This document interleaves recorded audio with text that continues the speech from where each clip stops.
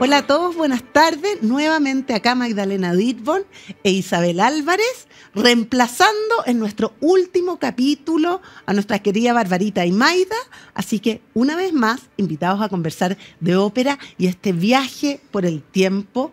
Isa, ¿cómo estás? Bienvenida. Qué Muy rico bien. tenerte de nuevo con nosotros. Sí, Magdalena, muchas gracias y yo feliz. Este ciclo que hemos hecho de ópera, ojalá que sirva para acercar la ópera a la gente, para entender un poco más sus temáticas. Ha sido, la verdad, que un gusto. He disfrutado mucho más contigo, que me aportas tanto de contexto, de historia. Y yo he quedado fascinada porque además después de cada capítulo que hemos hecho, me he hecho la firme promesa de ir a ver cada una de las óperas que hemos hablado, porque Vamos. ha sido fascinante, fascinante aprender a través tuyo.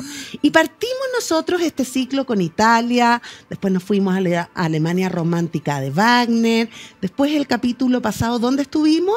En Francia. Estuvimos en Francia. Con Bizet, con Carmen, su obra maestra, y con el tipo de óperas que se hacía desde los orígenes de la corte de Luis XIV hasta la gran ópera francesa, que fue la que predominó en el siglo XIX. ¿Y hoy día dónde vamos? Volvemos a Italia. Volvemos a Italia porque este es como el eterno retorno Me encanta.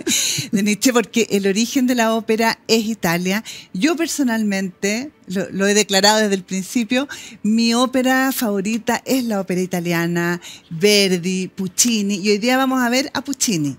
Vimos a Verdi al principio, vinculado con todo el movimiento de unificación italiana. Hablamos algo del origen de la ópera en Florencia, en Italia. Nos dimos esta vuelta por Europa, pero volvemos a Italia. Y volvemos a una Italia moderna, a una Italia nueva que están haciendo a fines del siglo XIX. Estuvimos hablando, ¿no es cierto?, cuando vimos un poco a Verdi, que Italia comienza este proceso de unificación hacia el 1870, ¿no es cierto?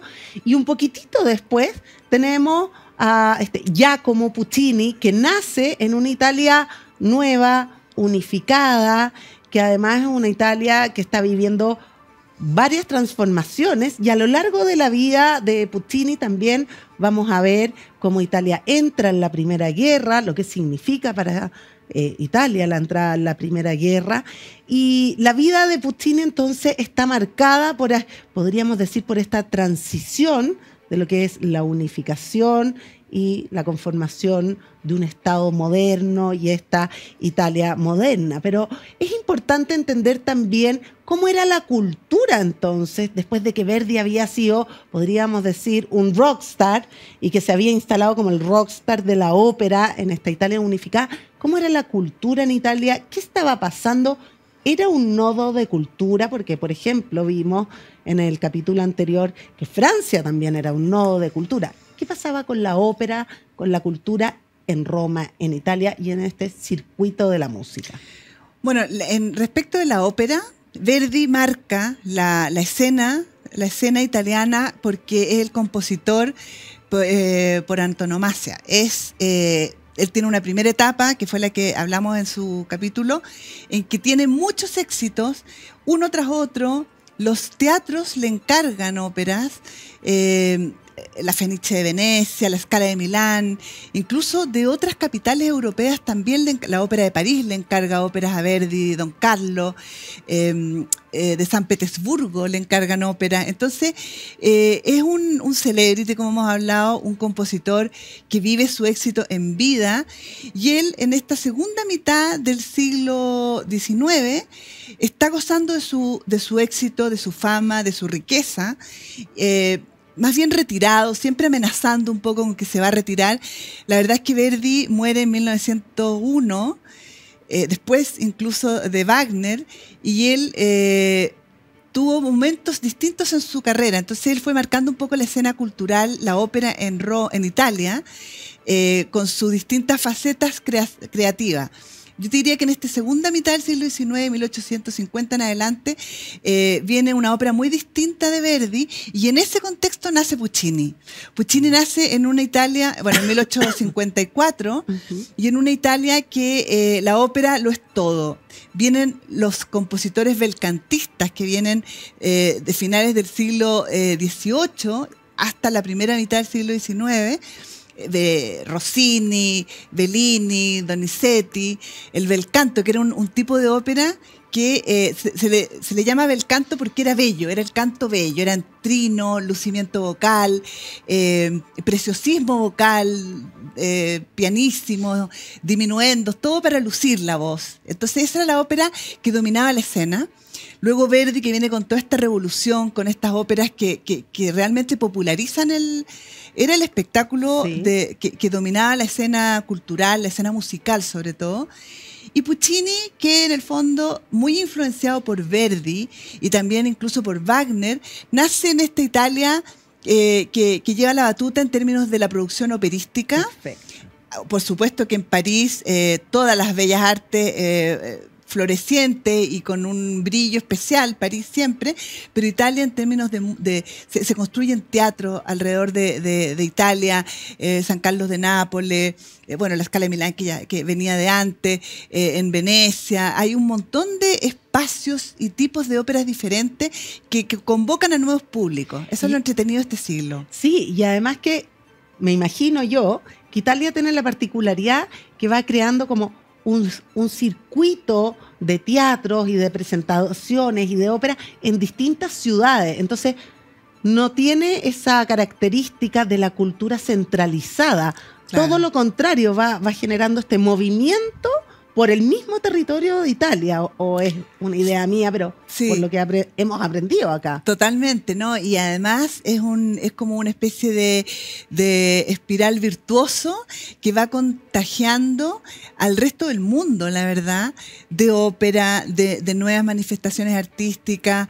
Hay en esta segunda mitad del siglo XIX también, no solo en Italia y en Alemania, que se están conformando estas nuevas naciones, hay un anhelo también de tener una cultura propia. Entonces, Claro. ese es el espacio que vienen a llenar Verdi y Wagner, como vimos antes, con estos especies de himnos patrios que le entregan al pueblo italiano patriota, que en el fondo se está organizando como nación. Y Puccini viene también como a ser el eslabón siguiente de esta cadena de producción artística operística de calidad, de reconocimiento mundial. Puccini, un artista en ese sentido, porque él estuvo siempre muy conectado con su público, con las tendencias musicales, con lo que el público quería. Tuvo un talento, además, era un cazador de historia, tenía el ojo puesto en obras que estaban siendo, por ejemplo, en dramaturgia, Tosca, una de sus óperas, basada en una obra de teatro famosa de Victorien Sardou. Muchas historias, la misma Madame Butterfly, una obra de teatro que él ve en Londres cuando se está estrenando Tosca. O sea, todo esto, este como impulso de las artes, de la literatura, de la dramaturgia, del teatro, se beneficia mucho la ópera de todo eso, porque ahí hay nuevas historias, nuevos compositores, nuevas inspiraciones para los compositores. Oye, Isabel, y además tal como tú nos contaste que existen distintos tipos de ópera, vimos en el capítulo primero que hicimos, por ejemplo, lo que era el nacimiento de la ópera, después el bel canto, como estabas contando, la ópera francesa, que ¿cómo se llamaba la ópera? Gran ópera francesa. La gran ópera francesa. Ahora estamos entrando también, parece que en una nueva onda operística, que es esta ópera verista. ¿Qué nos puedes contar? ¿Qué es la ópera verista? ¿De dónde viene este término tan...? Mira, viene de la palabra verità, verdad. Es una ópera hiperrealista, es una ópera que domina la escena italiana en la última década del siglo XIX, o sea, estamos hablando de 1890 en adelante. Y es una ópera que muta un poco de esta ópera más romántica como la de Verdi, que es una ópera que se hace cargo un poco de lo que está pasando en la sociedad, de la migración campo-ciudad, de la pobreza que se genera en zonas extensas, en el campo, en Italia, después de la guerra de unificación, con estos pueblos arrasados prácticamente por la guerra, con mucha pobreza, con mucho problema de violencia familiar, con temas de alcoholismo, con temas de abuso. Entonces, esa misma migración campo-ciudad, que llega a la ciudad en busca de mejores oportunidades y que en la ciudad empieza a alimentar estos cordones industriales que vamos a ver después en la revolución industrial. Sí. Todo ese tema, que es un tema como feo, como duro, como áspero de tragar, la ópera verista, y ahí tenemos a 3 compositores, que Humberto Giordano, León Cavallo y Pietro Mascagni, que son óperas, ahí está Cavalleria Rusticana y Pagliacci, son óperas que se hacen cargo un poco de estas temáticas que son más bien, empiezan a mirar al ser humano hacia adentro, porque no pueden estar cantando de mitología cuando el mundo está sufriendo esto a puertas de la guerra, de la Primera Gran Guerra. Entonces esa ópera verista y esos 3 compositores que te mencioné tienen sus óperas primas, porque son, la verdad que son como de un solo hit, como estos cantantes modernos de ahora, que son una canción y se hacen famosos con eso. Mucho concurso musical, concursos musicales que si presentaban sus obras, todos inspirados por Rossini, Verdi, presentaban su ópera y la ópera eran obras maestras como son Pagliacci, Cavalleria Rusticana, se hacían famosos inmediatamente. Muy interesante lo que nos cuenta, me hace mucho sentido, porque en el fondo es esta nueva como clase social que surge con esta migración campo-ciudad, que es el proletariado. Totalmente. Que en el fondo son estas familias que se desplazan, porque uno cree que cuando se producen las migraciones campo-ciudad que se traslada el hombre, pero resulta que el hombre del campo se traslada siempre con su familia, con la prole, de ahí el proletariado, y que quedan mucho más pauperizados en las ciudades, porque las ciudades no están preparadas para recibir esta cantidad de familias, personas, niños, mujeres, y nacen todos estos problemas sociales, que en esta época además son mirados como una especie de enfermedades sociales. Totalmente. Que se instalan y que contaminan las ciudades, porque está muy asociado, como tú dices, a el alcoholismo, al hacinamiento. Hay una mirada también muy peyorativa hacia lo que está pasando. Entonces, es muy bonito esto que dices de que la ópera no se queda en el pasado preciosista o ficticio, sino que nos hace una bajada automática, abramos los ojos con lo que está pasando. A la realidad. A la realidad, sobre todo en una Italia que se está industrializando y que está sufriendo esta transformación, que no es una transformación siempre positiva, sino que la industria es muy positiva, pero con estos grandes desajustes sociales, que es en el fondo la pauperización. Sí, y de ahí surgen estas temáticas que, como te digo, el verismo es una tendencia muy corta en el tiempo y marcada por estos 3 compositores, de las cuales, por ejemplo, Verdi es inmune. O sea, Verdi siempre tuvo un compromiso social y político con Italia hasta el final de su vida. Él fue diputado vitalicio del Parlamento y senador vitalicio. O sea, él tuvo, porque él era una figura importante para esta nueva nación italiana, él había sido parte importante de todo este esfuerzo, pero él en esa última etapa, es una ópera muy compleja la de Verdi y la mejor para algunos. Otelo, Falstaff, su última ópera inspirada en las alegres comadres de Windsor de Shakespeare, musicalmente muy, muy, muy rica en composición, mucho más compleja que sus primeros éxitos, que eran mucho más populares en el sentido de que para todo público. Él también, como yo te mencionaba con Wagner, Verdi, y me lo menciono porque marca mucho a Puccini, Verdi muy pisado en los talones con Wagner, que lo empuja un poco a incursionar en estas óperas tipo Aida, tipo Grandiosa, o Don Carlo, que se la encargan a París. Cosa más épica, quizás. Cosas más épicas, más trascendentes. Entonces, Verdi está un poco en eso, poniéndole el broche final a su carrera. Él muere en 1901. Los veristas totalmente enfocados en esta realidad dura, claro, social, de la hora, bueno, lo que significa el mundo moderno y lo que trae la industrialización en el fondo. Claro. Además que es muy importante porque Italia está muy marcada por estos cordones industriales, el surgimiento de las ideas del marxismo ahí en todo lo que es el Bienio Rosso, que es toda esta época, ¿no es cierto?, donde el mundo de los sindicatos, la huelga, se toma la política interna, se toma las industrias, entonces también está muy marcado con lo que está pasando realmente puertas adentro con las nuevas ideas. Además que estamos a punto de enfrentarnos, ¿no es cierto?, a lo que va a ser el surgimiento de la Revolución Rusa, con todas las ideas bolcheviques, ¿no es cierto? Entonces, en el fondo es una ópera que está muy atenta a los procesos y los cambios internos, que no debe ser fácil, porque están sucediendo día a día. Entonces hay que estar como muy despierto, con una sensibilidad política, social muy importante. Tal cual, es una ópera súper permeable a estos fenómenos, a estos cambios, a estas nuevas ideas, nuevos problemas de la humanidad. Es una ópera que no está ajena a eso, y por lo mismo el cambio de siglo y todo lo que va a venir después, en ese sentido Puccini capitaliza un poco todo eso en su ópera, que hay una polémica siempre de que si Puccini es verista o no es verista. A mí me dan mucha como lata, voy a decirlo bien coloquialmente, las polémicas de repente en la ópera, porque creo que no se saca mucho ahí. La verdad es que alguna ópera de Puccini sí es verista, sin duda, pero otra ópera de Puccini no lo es, en mi opinión. Entonces Verdi de alguna manera transita por esto como un referente, pero Puccini lo baja a la creación claro, de las nuevas tendencias, y en ese sentido Puccini captó estos nuevos fenómenos, estas nuevas tendencias, lo integró en su obra y nos pavimenta hacia el siglo XX con una ópera que muta desde lo que se venía haciendo sustancialmente. Genial. Entonces vamos a hacer lo siguiente.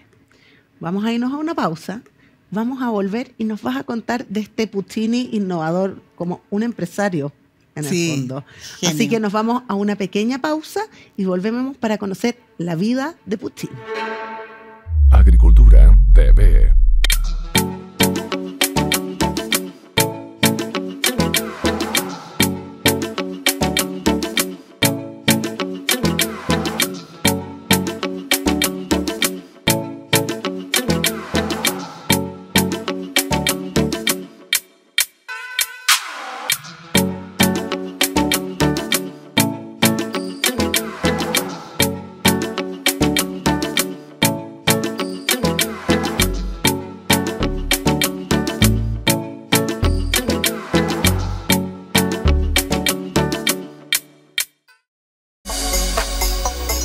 Saludarlo, acá estamos súper contentos partiendo ya otro capítulo de Desarrollemos Chile por las pantallas de Agricultura TV. Aquí se ha agradecido tremendamente que hemos hecho verdaderamente educación. Nosotros combinamos esas dos tecnologías y lo que logramos con eso es tener captura de movimiento en tiempo real dentro de la realidad virtual. Nuestro primer desafío es entender cuáles son los empleos de futuro, y es un problema metodológico. Porque se nota muchísimo la diferencia de cómo uno puede generar impacto en un proyecto. ¿Qué tal, amigos y amigas? ¿Cómo están? Trataba de modificar ese rol. Y se escucha la fuerza que tiene. En los programas hacíamos el libreto el mismo día. Una bandeja con fajos de billetes. Desenmarcarme de mi papá. Lo que he hecho en menos los entrenamientos, que uno aprendía mucho fútbol viendo los entrenamientos. Me gusta mucho el fútbol. Sí, al arco.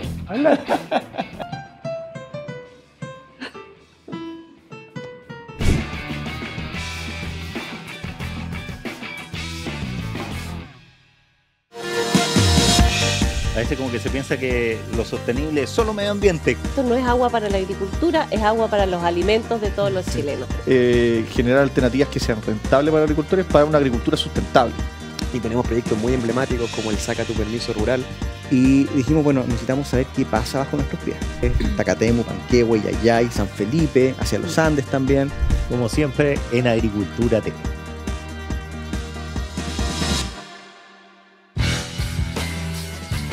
¿Qué tal, amigos? Bienvenidos a una nueva edición de Pierna Fuerte con Juan Cristóbal Guarela. Lo demás era gol, si estaba offside, entró o no entró. Pero te agarró un equipo brasileño de primerísimo nivel. ¿Quién va a ir en contra de La Serena? Exacto. Échate una mirada. Pero está Alexander en estos dos días. 6 contra 2 y los dos, ninguno marcando a nadie. Exactamente. Y el melón. Esa va a ser la comisión investigadora del NFP.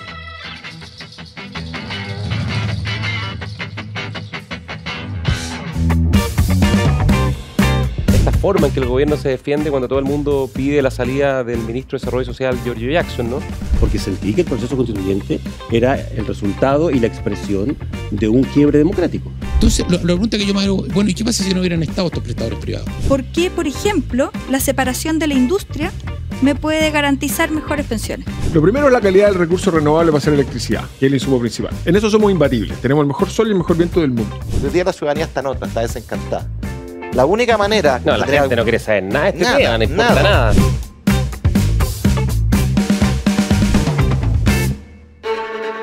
Estamos de vuelta entonces con Isabel Álvarez hablando de Puccini. ¿Quién era Puccini? Cuéntanos, Isabel, quién era, dónde nace. ¿Tenía una familia ligada a la música? Sí. Puccini, Giacomo Puccini, es el otro tal vez compositor italiano que marca este siglo XIX, y él toma la posta de Verdi y pasa al siglo XX. Con el primer cuarto del siglo XX también fue capaz de vivir su triunfo, al igual que Verdi, en vida. Un italiano que nace en Lucca, en la zona de la Toscana, en una zona hermosa. Un hombre ligado a la música a través de su familia, a través de 4 generaciones de músicos, de música religiosa. Él nace en Lucca, en esta ciudad que tiene la tradición de la música religiosa ligada a esta familia, organistas de la catedral. Entonces toda la esperanza de la familiar estaba puesta en que él pudiera tomar ese sitial como organista en la catedral. Y además su padre muere cuando él tiene 5 años. Y lo menciono porque creo que marca mucho su forma, su carácter, su forma de ser, criado por su madre y por hermanas, solo hermanas mujeres. Y en su obra, la mayoría de las protagonistas son mujeres. Ya, hay una presencia femenina importantísima en su vida y en su obra. Totalmente, detectada fácilmente. Entonces él es como te decía, un músico que se forma en esta tradición de música religiosa en Lucca, que tiene la suerte de entrar. Yo, perdón que meta siempre a Verdi, pero no lo puedo separar de... Porque es parte de la formación de Italia. De Italia y de Puccini. Claro. Entonces Verdi, que acuérdense que fue rechazado para entrar al Conservatorio de Milán, Puccini logra, tenía talento de muy chico, él logra entrar al Conservatorio de Milán y estudia música ahí. Yo vi un documental que está en YouTube donde hablan de este Puccini joven, y la verdad es que era bien bohemio. Él escribió la Bohème, la ópera, y inspirado en sí mismo y en sus amigos, porque cuéntanos de esa época, sí, porque tenía un grupo, además. Tenía un grupo de amigos intelectuales, él era de vida bohemia, de amanecerse conversando, fumó toda su vida, se murió de cáncer a la garganta, pero muy un amante de la buena noche. De la buena noche, del arte, de la composición conversada. Ese era Puccini. Y estos días de estudiante en Milán, a pesar de que terminó de estudiar y se tituló y tuvo toda su carrera en torno al conservatorio, la verdad es que fue con harto esfuerzo. Porque me imagino, en el porque documental era un amante de la buena noche. Sí, en el documental mostraban las notas, era disciplina, sí. Ya saben, tienen que buscar el documental entonces. Es una disciplina también que para un músico que se está formando es importante tener, y que él, la verdad que él se formó también en esa noche, en esas conversaciones, en ese ambiente intelectual. Así que ese era Puccini. Oye, y tengo entendido, Isabel, que además tuvo algunos conflictos con su madre.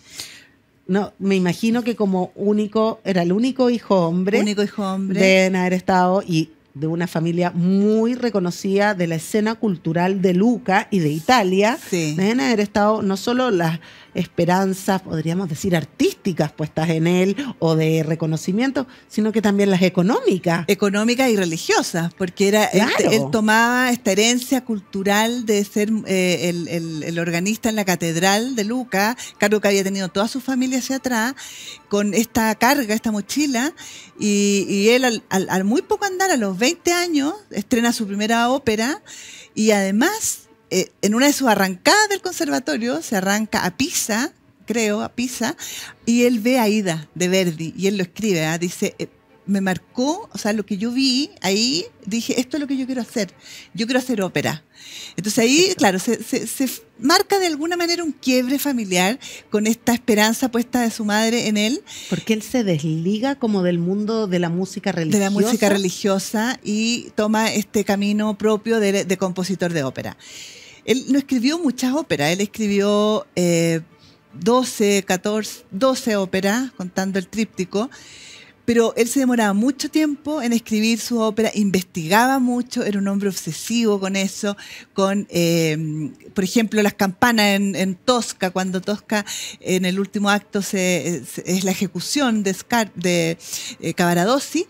Él escuchaba las campanas, contaba los pasos para poder traducir en música esos campanazos con la distancia exacta que tendría que haber desde el punto geográfico donde están los protagonistas. O sea, a ese nivel de era detallista. un músico geométrico de la composición prácticamente. Totalmente, pero emotivo a más no poder. La música de Puccini a uno le dan ganas de llorar. Esa es la verdad. El Nessun Dorma de Turandot, la Bohème, que es esta ópera en la que él cuenta la pequeña historia de estos amigos bohemios, artistas que viven al 2 y al 3, que yo siempre digo, Friends, la serie de el sitcom, recrea a estos amigos que se juntan en un café, que tienen trabajo esporádico, y de relaciones muy íntimas, amores esporádicos, pero una amistad a fuego. Eso es yo creo que es muy, muy de la vida autobiográfica de Puccini. Y Puccini fue un gran enamorado, como hemos visto con algunos de nuestros personajes de por acá. ¿Se casa, no se casa? ¿Cómo? Mira, él fue un hombre apasionado y fue un hombre que estuvo casado toda su vida con Elvira Gimignano, su mujer, quien era la mujer del farmacéutico de su pueblo. Por lo tanto, ese inicio de ese romance fue en una situación un poco amenazante, pero él se casa con ella. ¿Por qué amenazante? Porque el farmacéutico estaba casado con ella. Entonces porque él estaba casada la mujer. Claro. Oye, el segundo personaje que vemos que, bueno, que se casa en segundas nupcias. Sí, Wagner también tenía ese tema de que se enamoraban. Y bueno, Puccini se casa con ella cuando ella se puede divorciar y está con ella, la verdad, toda su vida. Pero esta mujer, Elvira, sufrió mucho porque él era muy enamorado, muy de aventura fuera del matrimonio. Y eso lo pudo manejar hasta cierto punto. En su última etapa final de Puccini, él lo pasó súper mal por temas de salud, porque tuvo un accidente de auto que lo dejó muy mal, porque tuvo algunas acusaciones en la familia de una criada, de su mujer celosa por todas las aventuras que terminaron en el suicidio de esta criada. Esa es una historia, casi una novela, una pequeña novela en la historia de Puccini. Y Puccini, a ver si nos cuentas un poco, porque Puccini al final no tenía nada que ver en la historia y tuvo que cargar un poco con este drama. Tuvo una vida dramática, bueno, como buen artista. Sí, pero yo te diría que fue al final. Él antes de llegar a esta etapa final, que yo la considero un poco triste y un poco llena de conflictos que se le vinieron todos juntos, él, logra el éxito con Manon, su primera ópera. Ya te voy a contar de esta situación, pero antes, para llegar a esa etapa, él logra fama, riqueza, reconocimiento. Él se une con Ricordi, que fue su editor musical, que fue un poco su protector y fue su gestor, y quien lo fue poniendo en el circuito internacional para que estrenara óperas no solo en Italia, en Estados Unidos también, que él tiene un viaje ahí a Nueva York para el estreno de La Fanciulla del West, siempre buscando temáticas exóticas, no solo de Oriente, como pueden ser Madame Butterfly y Turandot, sino que California. La Fanciulla del West es la historia de la búsqueda del oro en California. Entonces, él también buscando como nuevos horizontes musicales. Cuando fue a Estados Unidos, le fascina a Estados Unidos, la modernidad de Estados Unidos, la modernidad de los autos, por ejemplo, fueron los primeros autos que llegaron a Italia, creo, los Ford, que él importa porque le encantaba. En el auto fue que tuvo el accidente. Un hombre que se fascinaba con la modernidad, amigo de Toscanini también, del director de orquesta que hizo su carrera, él sí, en Estados Unidos. Entonces, pero tanto Verdi como Puccini, muy del terruño italiano, muy de su tierra. Él, después de Luca, él se instala en Torre del Lago, que es un lago donde él construye su casa, una mansión que hasta el día de hoy es el museo y donde se hace el festival de Puccini. Y él vivió toda su vida ahí en este lago, con estos amaneceres luminosos, con estas auroras, con estos atardeceres, con la naturaleza rodeada de los pájaros. Todo eso está en su música. Él le gustaba remar, la inspiración le venía en la madrugada, muchas veces insomne toda la noche buscando esta inspiración en la naturaleza, en las culturas, en las historias entretenidas. Y bueno, y efectivamente hacia el final de su vida tuvo este accidente que le marca mucho en su salud. Tuvo esta historia que su mujer, aburrida de las infidelidades, lo acusa de haber tenido una aventura con la criada y no fue así. Finalmente ella se suicida. La criada no soportó esta acusación injusta, ella no había tenido relación con nadie, y esto también lo marca mucho con el tema del suicidio de Madame Butterfly y de Liu en Turandot. Bueno, es que más adelante, a medida que vayamos viendo un poco su obra, vamos a ver que él hace una interpretación constante de lo que es la humanidad frente a la muerte, a través de distintos personajes. Él en algunos minutos dice, existen las muertes heroicas, lo va mostrando en su obra, existen estas muertes dramáticas, existen muertes que trascienden, muertes que no trascienden, muertes casi ridículas, y a través como de toda su obra él va hablando como de una filosofía de la muerte, las creencias del hombre, qué creemos, por qué pensamos así.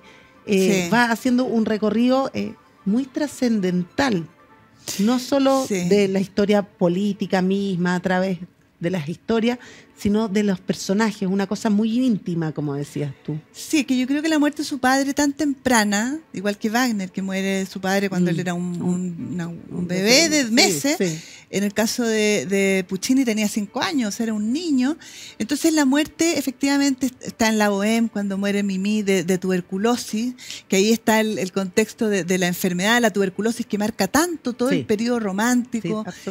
La muerte del suicidio de Madame Butterfly, como haciéndose el harakiri por no poder vivir una vida con honor, la muerte de Cavaradossi, del pintor de Tosca, que muere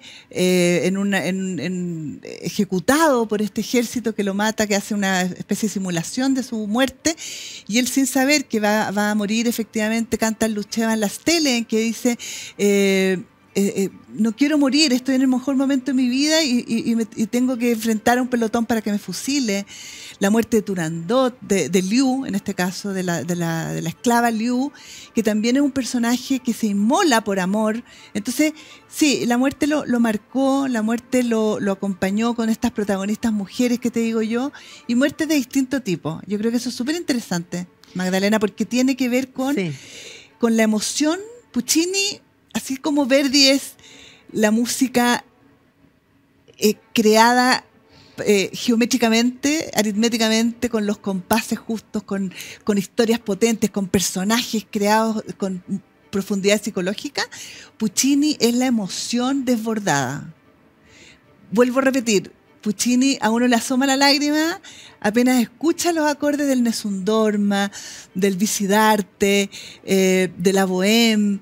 Es un Beldivedremo de Madame Butterfly, que es algo que te conmueve profundamente, porque en él la música es una especie de marea infinita wagneriana que va por un lado y el canto va por otro. No es la palabra exacta como era Verdi, que era exacto el compás con la palabra, y que Verdi torturaba a sus libretistas para que encajara perfecto. Puccini también, bien conflictuado con sus libretistas, pero él es emoción pura. Y la muerte, tanto el amor como la muerte en Puccini, encuentran esa banda sonora que le pone Puccini a esos sentimientos. Tal vez increíble esto que me cuentas, porque también se me ocurre, solo de oírte, que en el fondo también tenía ese resabio romántico que quizás tenía Wagner, toda esta cosa de la muerte que también es muy importante en el romanticismo, estas mujeres medias lánguidas, medias azules de repente, del mundo romántico.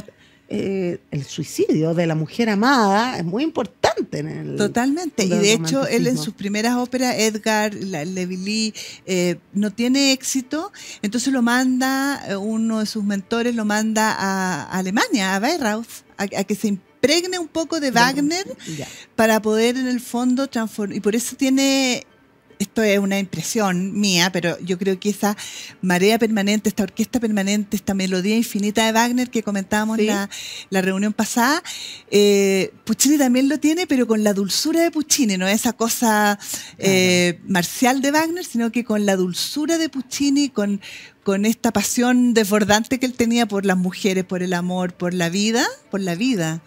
Entonces por eso es que la música de Puccini, habiendo escrito pocas óperas, todas fueron, no todas en su estreno, pero todas hoy día son éxitos arrolladores, porque son melodías súper recordables, son emotivas, y él además, como él es protagonista del siglo XX, él ve también morir con Turandot, ve el nacimiento del cine. Entonces él ve de alguna manera, no les va a gustar a los operáticos más fanáticos, pero la ópera como la conocemos en el siglo XIX, esta ópera romántica, esta ópera de Verdi, de la herencia del bel canto y la de Puccini, con el nacimiento del cine, de alguna manera cambia. En el siglo XXI tenemos ópera moderna y contemporánea hasta el día de hoy, Philip Glass, pero la verdad es que esa ópera que conocemos de Verdi, de Puccini, fue la que quedó como referente de la ópera. De la ópera como la conocemos hoy día, de la ópera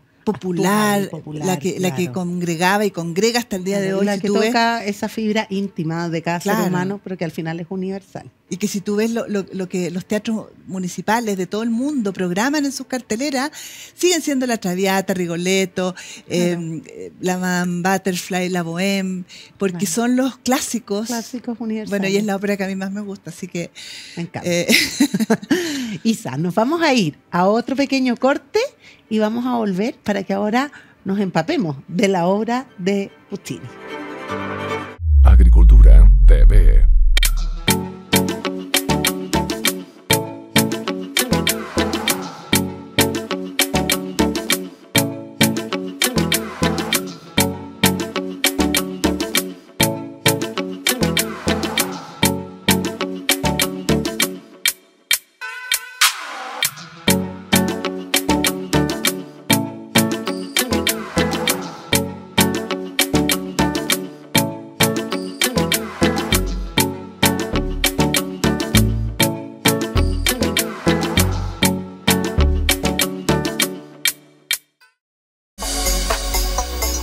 Saludarlo, acá estamos súper contentos partiendo ya otro capítulo de Desarrollemos Chile por las pantallas de Agricultura TV. Aquí se ha agradecido tremendamente que hemos hecho verdaderamente educación. Nosotros combinamos esas dos tecnologías y lo que logramos con eso es tener captura de movimiento en tiempo real dentro de la realidad virtual. Nuestro primer desafío es entender cuáles son los empleos de futuro, y es un problema metodológico. Porque se nota muchísimo la diferencia de cómo uno puede generar impacto en un proyecto.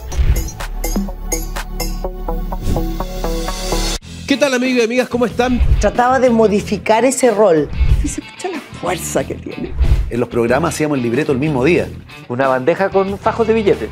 Desenmarcarme de mi papá. Lo que he hecho en menos en los entrenamientos, que uno aprendía mucho fútbol viendo los entrenamientos.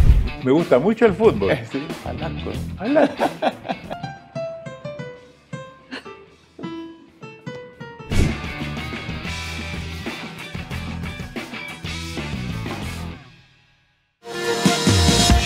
A veces como que se piensa que lo sostenible es solo medio ambiente. Esto no es agua para la agricultura, es agua para los alimentos de todos los chilenos. Generar alternativas que sean rentables para los agricultores para una agricultura sustentable.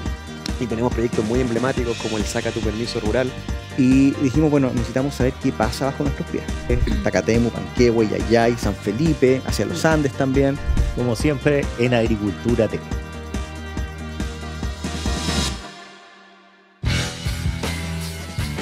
¿Qué tal, amigos? Bienvenidos a una nueva edición de Pierna Fuerte con Juan Cristóbal Guarela. Lo demás era gol, si estaba Sáenz entró. Pero te agarró un equipo brasileño de primerísimo nivel. ¿Quién va a ir en contra de La Serena? Exacto. Échate una mirada. Pero está Alexander en estos dos días. 6 contra 2 y los dos, ninguno marcando a nadie. Exactamente. Y el melón. Esa va a ser la comisión investigadora del NFP.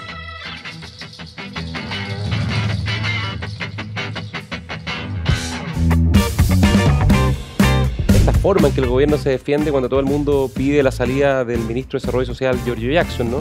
Porque sentí que el proceso constituyente era el resultado y la expresión de un quiebre democrático.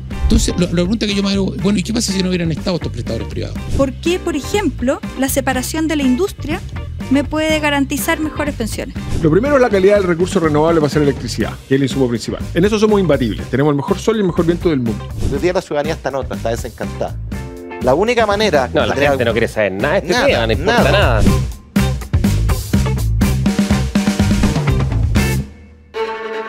Estamos de vuelta para seguir empapándonos y ahora conocer, pero puertas adentro, lo que es la obra de Giacomo Puccini.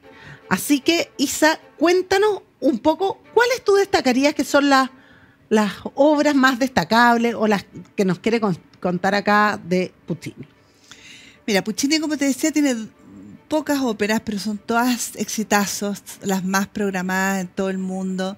Yo te diría que La Bohème, Tosca, Madame Butterfly, Turandot, una de las del tríptico. Él tiene también una ópera, o sea, una obra que es sus tres óperas, que es el tríptico, que es Il Tabarro, Sor Angélica y Janis Kiki. Janis Kiki, la más famosa de esas tres, también con un aria, O mio bambino caro, que es famosa, que siempre todas las sopranos la incorporan en sus conciertos. Entonces, tiene éxitos para tirar a la chuña, la verdad. Súper entendedor del marketing, lo digo en el buen sentido, de que una ópera tiene que tener como un gran hit recordable, súper adelantado a las audiencias, a lo que está la tendencia mundial pidiendo. O sea, en el fondo le pegó el palo al gato, podríamos decir, en vida. Fue muy reconocido porque sabía cómo leer lo que quería escuchar el público. Totalmente, totalmente. A diferencia de Wagner, por ejemplo, que con lo que él estaba haciendo se estaba adelantando a los públicos que venían, Puccini entendió al público actual, de que le tocó de su momento histórico, y también hacia el final del siglo XX, o sea, en la primera, antes de morir, en el primer cuarto del siglo XX, él también con Madame Butterfly y con Turandot, con esta apertura hacia el exotismo, hacia los lugares lejanos, hacia esta música, la escala pentatónica, estos acordes disonantes que tiene la música china en el caso de Turandot, japonesa en el caso de Madame Butterfly. Él también abrió la puerta de esta música que venía, tal vez igual que Wagner, pero Puccini arrasando con la taquilla, con el éxito, con la fama y con el reconocimiento en vida.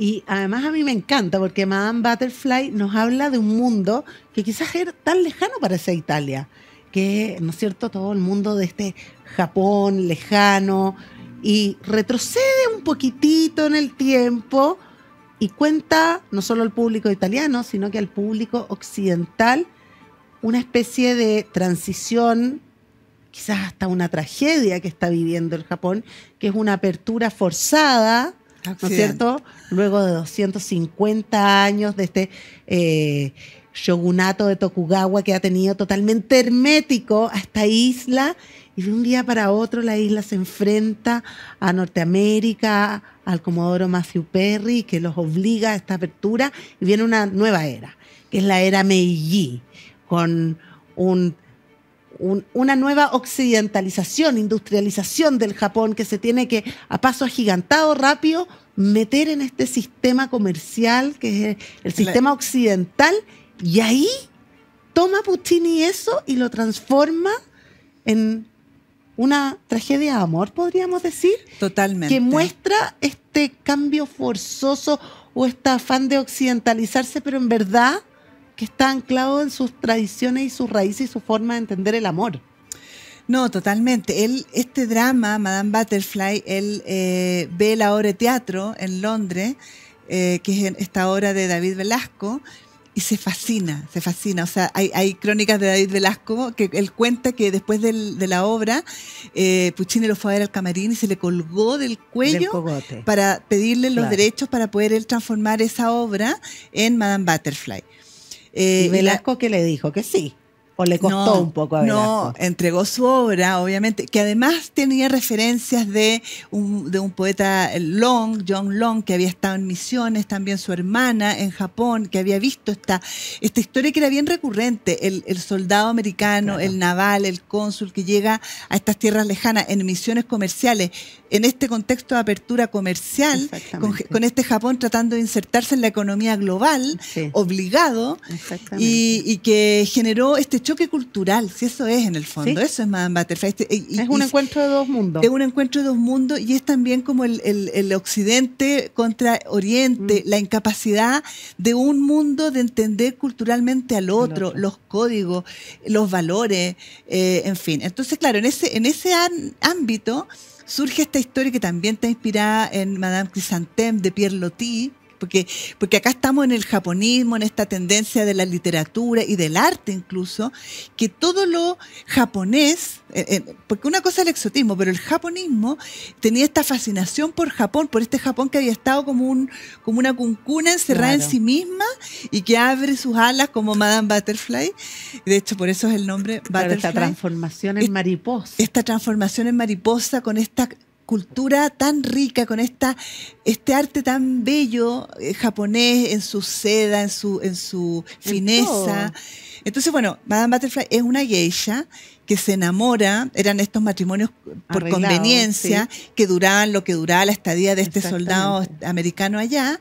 Ella es una geisha, Pinkerton, que es su enamorado, un teniente de la Armada norteamericana que llega a Japón en esta fragata Lincoln a conquistar literalmente no solo el país, sino que a esta mujer. Un enamoramiento para él. Él, de todas maneras, cuando uno lee el libreto, yo siento que a pesar de que era un aprovechamiento por la situación, él es capaz de sensibilizarse por esta fragilidad de Madame Butterfly, por este enamoramiento puro de ella hacia él. Ella abandona su religión budista por casarse con él bajo la tradición cristiana, y eso le genera el repudio de su gente. Y ahí ella dice algo así como renegata, pero felice. O sea, ella está perdidamente enamorada de Pinkerton. De este norteamericano. Perdidamente enamorada de él. Se casan y él al otro día se va. Vuelve a Estados Unidos, le jura que va a volver antes de que el petirrojo haga su nido, que ese es el pájaro y ella espera durante, creo, 3 años que eso pase.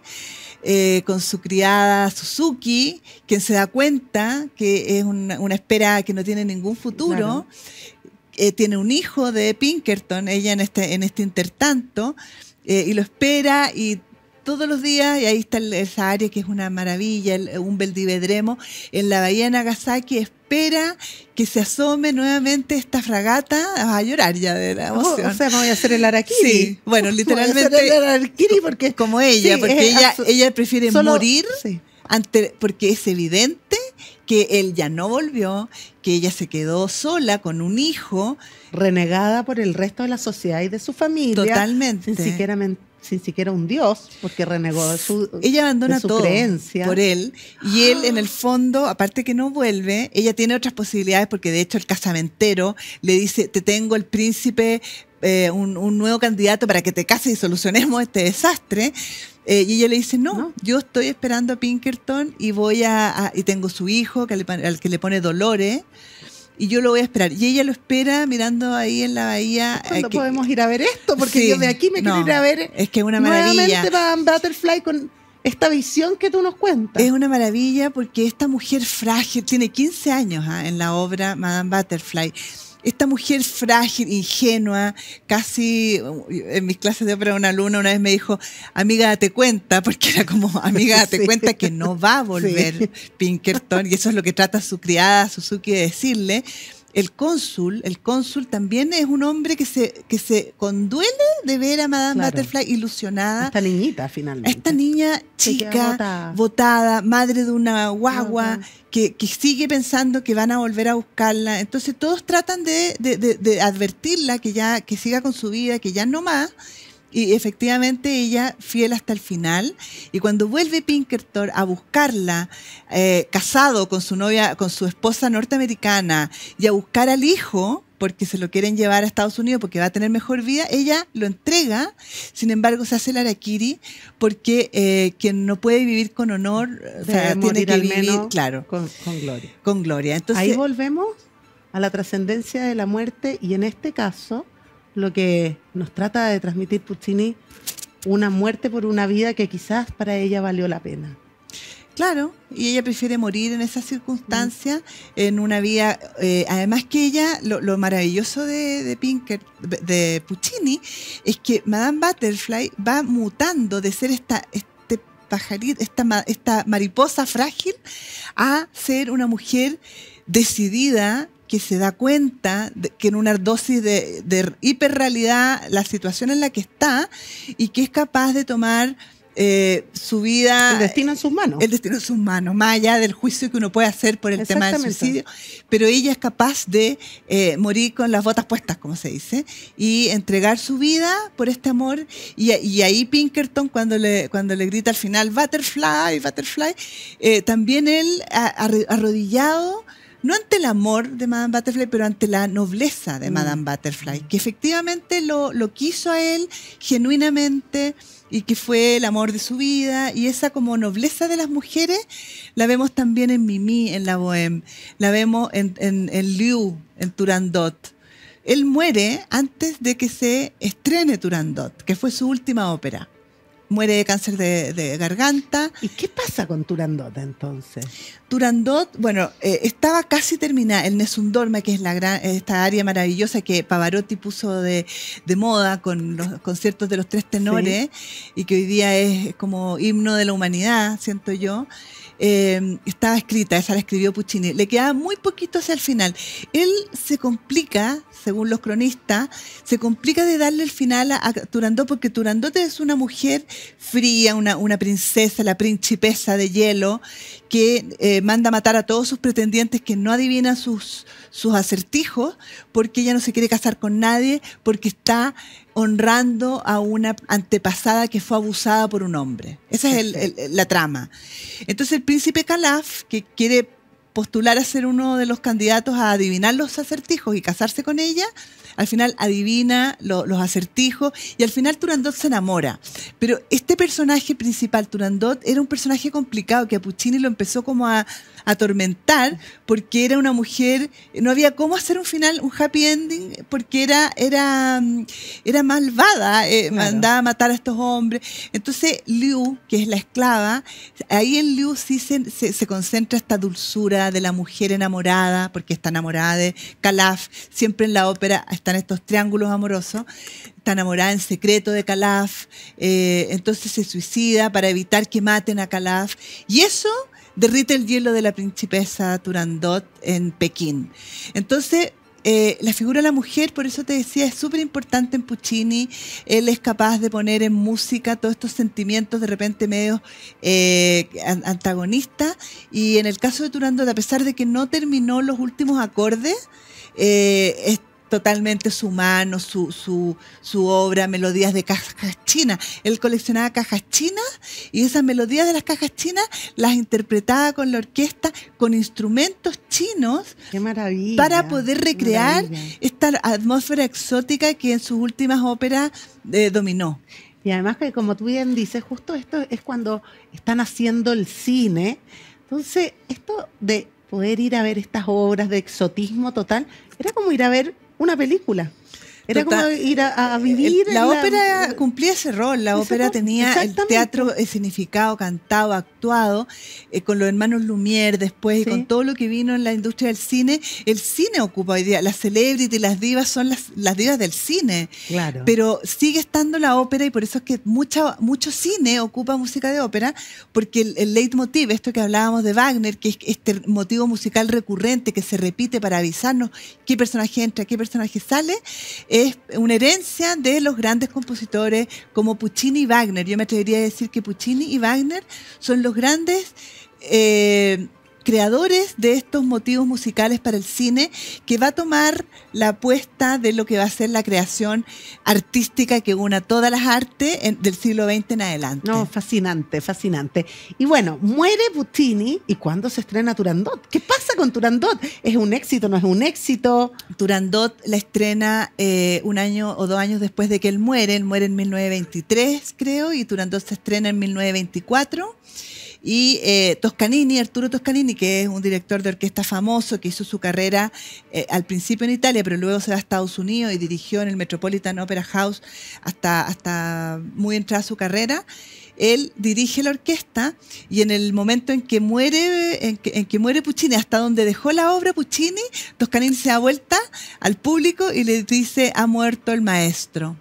Y se acabó la ópera ese día, que era el estreno. Se fueron todos para la casa y al otro día se dio la ópera con la parte final que la completó Alfano. Alfano fue el compositor que escribió los últimos acordes y que de hecho Turandot, a mi gusto, tiene un final que es un poco así como pegoteado, pero no importa, porque en realidad aquí en general yo intento hacer siempre como el nexo con la historia, pero la verdad es que la ópera eminentemente es la música. Y eso hay que decirlo súper claro, es la música, y en la música Puccini, el legado de Puccini, con estas mareas de emoción y con estas músicas conmovedoras, que se asoman a lo moderno, pero sin nunca traicionar esta cosa emotiva, es un gran legado que nos ha dejado hasta el día de hoy y explica un poco el por qué su música se utiliza tanto, no solo en el cine, en la publicidad, en momentos populares que a lo mejor no tienen que ver con música, en muchos escenarios donde la música de Puccini reina. Oye, yo he quedado elevada, absolutamente elevada y encantada de terminar con Puccini, porque es como la elevación de todo este camino y recorrido que hemos visto. Quiero ir a ver lo antes posible nuevamente Madame Butterfly y hacerme el harakiri junto a ella, porque en realidad quedé así conmovida con lo que me contaste. Es una historia que conmueve, que conmueve, que uno empatiza mucho entre su candidez, su fuerza para poder sacar adelante su familia, su convicción para hacer lo que hace. Un personaje súper potente. Esta transformación de la niña en una mujer que toma además el destino en sus manos. Así que yo con esto, Isabel, lamentablemente, pero también agradeciéndote mucho, cerramos este ciclo maravilloso.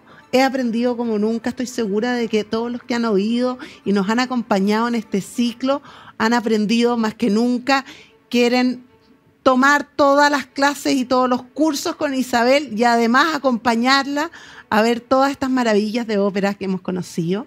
Los invito la próxima semana a retomar con la Maida y con la Bárbara para seguir viajando en el tiempo, pero no me puedo despedir sin antes, en verdad, a título personal, darte las gracias porque me he conmovido profundamente y he aprendido un montón. 1.000.000 de gracias, Isabel. Gracias, Magdalena, y gracias a quienes escuchan estos espacios tan valiosos, culturales, donde podemos acercar a la gente a la cultura, en mi caso a la ópera, y que se sientan, que la entiendan, que la conozcan, que les motive, como dices tú, a esperar expectantes cuál es la temporada que viene, dónde podemos ver ópera, en YouTube. Ópera hay por todas partes y se van a ir dando cuenta a medida que más conozcan que la ópera es mucho más cotidiana de lo que uno piensa. Así que muchas gracias, encantada de haber participado en este ciclo. 1.000.000 de gracias. Gracias a todos los que nos ven y los esperamos la próxima semana para el próximo programa.